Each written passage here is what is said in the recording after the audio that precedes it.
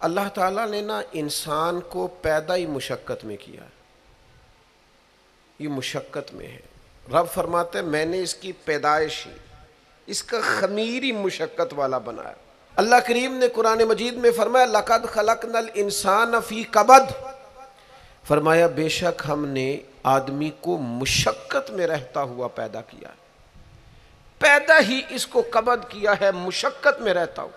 اس نے مشقت کرنی، ہم نہ سکون ڈھونڈتے ہیں، بس ٹھیک ہے گھر بن گیا، بس ٹھیک ہے اب میں نے بچے پال لیے، بس ٹھیک ہے۔ او بھائی تو نے آگے بڑھنا ہے، تو نے مشقت کرنی ہے، جد و جہد میں رہنا ہے، وقت فرصت ہے کہاں، کام ابھی باقی ہے، نور توحید کا اتمام ابھی باقی ہے۔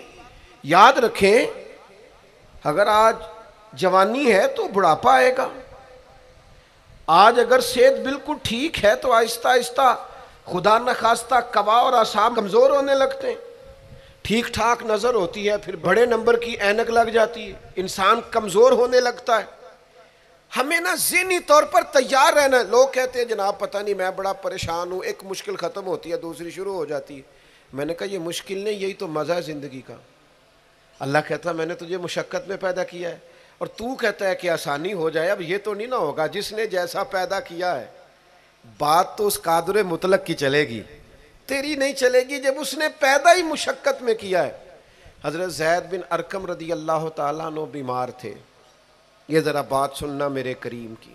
اللہ کے پیارے حبیب علیہ السلام تیمارداری کے لیے تشریف لے گئے تو حضور سید عالم علیہ السلام نے جا کر جناب زید بن ارقم کی طبیعت کو دیکھا تو کمزوری تھی اور وہ پریشان بھی تھے۔ تو حضور علیہ الصلوۃ والسلام کو اللہ تعالیٰ نے غیب کے خزانوں کی کنجیاں عطا فرمائی ہیں۔ قریب مسکرا کے فرمانے لگے زید اس بیماری سے پریشان نہ ہو، اس سے تو آپ نے ٹھیک ہو جانا ہے۔ اس روایت پر خاص غور کرنا کیا کہہ رہا ہوں، فرمایا اس سے آپ نے پریشان نہیں ہونا، اس سے تو آپ نے ٹھیک ہو جانا ہے، مسئلہ ہی نہیں۔ ہاں اس کے بعد ایک وقت آئے گا آپ کی آنکھوں کی بینائی رخصت ہو جائے گی اور عمر بھی آپ کی لمبی ہوگی، یعنی ایک بڑھاپا، ایک نظر چلی جائے گی۔ اب آپ یہاں غور کریں سرکار تربیت کیا کر رہے ہیں۔ حضور فرما رہے ہیں یہ جو مشکل ہے یہ تو گزرنے والی ہے، اس کے بعد جو مشکل آنے والی ہے وہ اس سے بڑی ہے۔ فرمایا زید اس کے بعد آپ کی بینائی چلی جائے گی اور عمر بھی لمبی ہوگی، تو بتائیے اس وقت کیا کریں گے۔ تو حضرت زید بن ارقم رضی اللہ تعالیٰ عنہ عرض کرنے لگے یا رسول اللہ میں اللہ کی رضا پر ثواب کی نیت سے صبر کروں گا۔